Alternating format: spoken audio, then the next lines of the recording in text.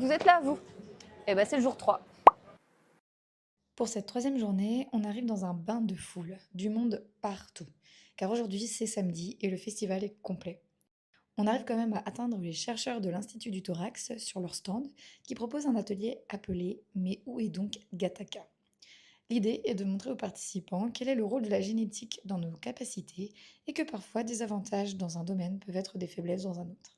L'après-midi, on retourne au lieu unique avec une table ronde accro au futur avec Armel Rancillac, chercheur à l'INSERM, avec d'ailleurs un public nombreux et au rendez-vous. Bonjour, donc moi je suis Armelle Rancillac, je suis chercheuse INSERM au Collège de France et je travaille sur les mécanismes de régulation du sommeil. Aujourd'hui, la thématique de la table ronde à laquelle tu participais, c'était accro au futur. On parlait d'addiction. Et toi, ton truc à toi, c'est le cerveau. Est-ce que tu pourrais nous expliquer ce qui se passe dans le cerveau quand on a une addiction?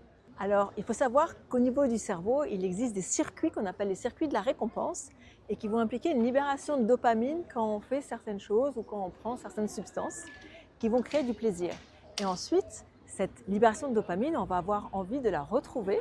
Et c'est pour ça qu'on va avoir des comportements addictifs pour retrouver cette libération d'adénosine, ou alors on va avoir envie de prendre de plus en plus de substances pour augmenter les doses, parce que le cerveau est très adaptatif et va pouvoir s'adapter aussi à cette libération de dopamine et va donc augmenter son comportement pour en avoir un petit peu plus, parce que le cerveau en veut toujours plus.